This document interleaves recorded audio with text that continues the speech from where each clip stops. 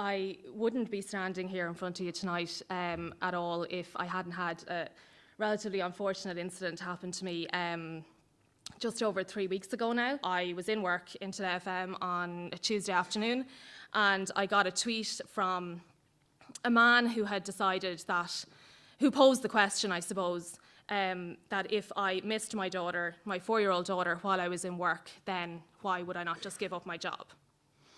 So I reacted in a really, I was really offended, like really offended, and I kind of reacted in a way as if you looked at a notification and saw somebody had sent you like a naked picture. I kind of had that, what, like kind of reaction.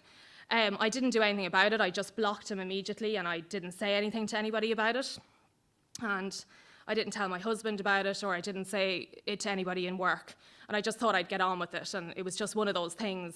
And you know, you get criticism. Anybody who's on Twitter knows you will get criticism. But I suppose for me, any criticism I'd ever received will be to do with my job, or a story that I might be working on, or a statistic that I'd put on Twitter, you know, working on this for the National Lunchtime News, what do you think? And somebody might say, oh, you're an idiot or whatever, and that's fine, it was to do with the story. But this was more to do with me, so it really kind of, I suppose it was my Achilles heel, and it got me where it really hurt me, basically. So didn't do anything about it, and then kind of spent the next 2 nights having that argument with myself in my head, where, you know, I was having an argument with the guy who tweeted me, but just in my head. So I'd be fine all day in work, and then I'd go to bed, and then I'd be like, I can't believe you said that. You know, like you do, like when you want to have it out with your boss or something, but you don't have the courage to do it. So I was sort of doing it in my head for the Tuesday night and the Wednesday night, and then on the Thursday, I had to get it out of my head, and I kind of would sometimes write lists to clear out my head if I've got loads of stuff going on. So I just sat down and wrote this letter. And at that point, I had no intention of tweeting it. I wrote it just to get it out of my head, just so I'd stop doing it at night time and so I could sleep, basically. So I suppose I'll read you the letter, and then I'll talk a little bit about the reaction that it got. Dear brave man, I got your message, the one where you pointed out that if I missed my 4-year-old girl so much while I'm in work, then I should just give up my job, or quit posting pictures of her at the very least. How had I not thought of that? So helpful. I work for many reasons. I like my job. It's really important to me. Not saving lives important, I get that, but it's important to me. I enjoy it, it makes me happy, and it makes me content. And as a result, it makes me a better mum. I work Monday to Friday. That's 5 days where my child goes to preschool and creche. The icing on the cake is I miss bedtimes most nights. Do you know how many people point that out to me? Too many. My husband leaves the house at 5 every morning. He misses wake-up time every day. Guess how many people point that out to him? You got it, none. Do I feel guilty? Every day. Sometimes 10 times a day. Do I want time to stand still at the weekends? Of course I do. But I work to provide a better future for my daughter. So when she's 16 and wants to go on the school ski trip, I can say yes. Of course I fear that she'll turn around and say she would have preferred if I'd been at home with her all of the time. But I'm hedging my bets. She'll pick the ski trip, right?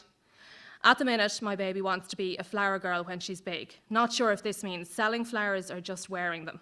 I don't care. I don't have a career to show her that she can have one too. She can do what she pleases. And I guess that's why I do it. I want to show her that she can make choices. I want her to be confident enough to make the right choices for her. I want her to choose happiness.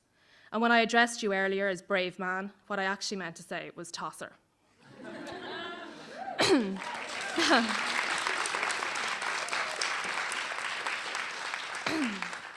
So that was the letter. So I typed it up on my phone, and I did it on the Thursday, and I didn't really have any intention of doing anything with it. And then on the Friday, really impulsively on the Friday afternoon, I said, I'm just going to tweet it. Like, don't have many followers on Twitter, like, don't tweet a whole lot other than my work stuff. So really didn't think much of it. Her.ie picked up on it straight away and did a story on it, and like from there it just completely snowballed. And it went completely viral.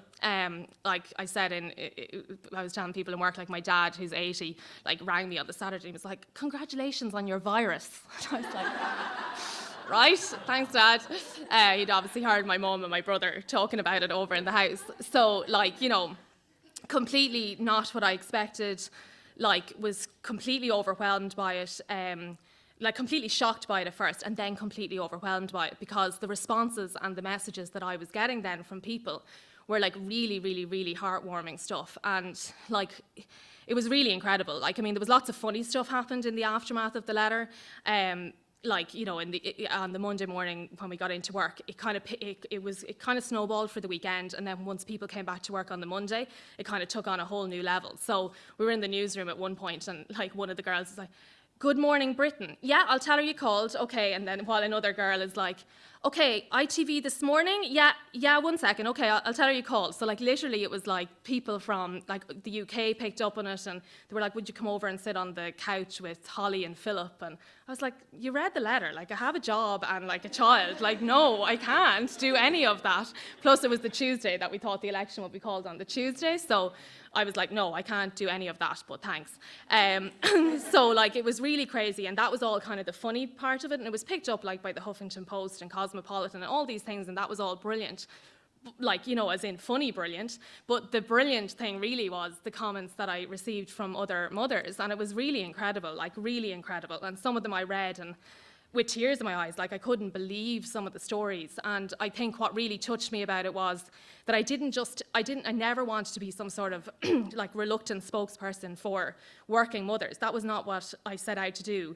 Like, I just was speaking from the heart, and what really, I suppose, touched me was that I heard from lots of people I know and people I don't know, who stay at home with their children. And it was just the overall sense of it was that everybody feels a little bit judged no matter what they do. So I had people send me messages to say, you know, I've decided to stay at home with my children, but when I go out and meet people and they say, "Oh, what are you doing at the minute?" And they say, "Oh, well, I stay at home with my children," they feel judged, or they feel that they're kind of getting that look. And like, that was what I felt the troll had done. He had judged me for the decisions that I had made. So I suppose I was really, really overwhelmed by the comments from like that stay-at-home moms, people who work, from guys, from just across the spectrum, like just a lot of support and a lot of people just feeling the same thing. And I think it was that double standard that resonated with people. I think a lot of people said in their comments, it was the line where I said that like my husband has there's no problem that he leaves at 5 every morning, and has never in her 4 years been there when she wakes up and does the get out to school stuff. He does the afternoon stuff, but that's never, like, nobody would ever say to him, you know, "But you're not there in the morning." Whereas like, I literally, if I meet somebody and they say, "What are your hours?" and I say I work 11 to 7 because I read news up until through the last word, so I don't finish until 7. So if I say to people, "Oh yeah, I get home at like 8, they're like, "Do you miss bedtime?" And I'm like, "Yeah," and they like literally like sympathize with me for that. So, you know, I suppose in life we all want to find somebody that mirrors ourselves, and like, if you are okay with your decision, but if you meet enough people who will kind of put that doubt in your mind, it's really disconcerting, because you kind of then do doubt yourself, or at least I do.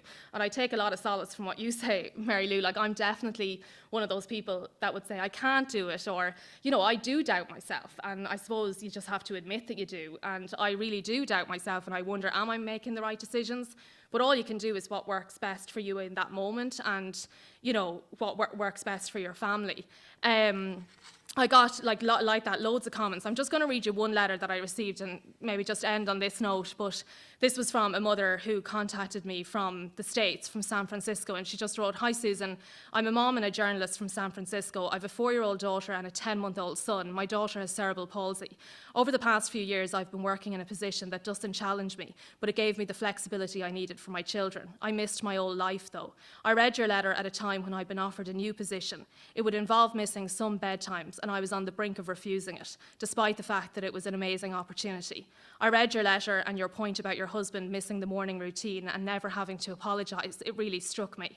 My husband too has gone to work, not having to question his priorities in missing the morning routine.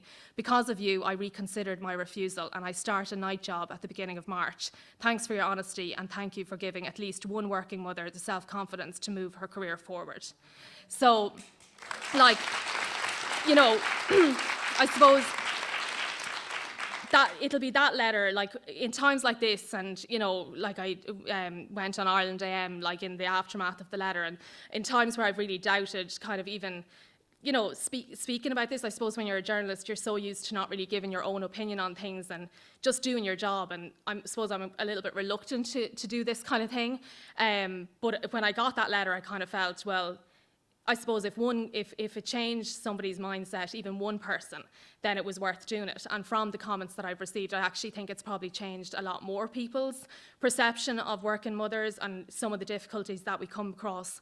And I suppose I don't have the answer to how we fix all of that, but I certainly know that by being here tonight and Her.ie and everyone involved in events like this, that at least it started a conversation, and at least if we're talking about it, it has to go some way to finding a solution, whatever that may be.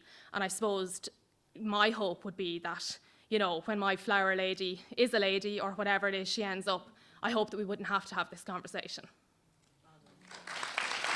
So.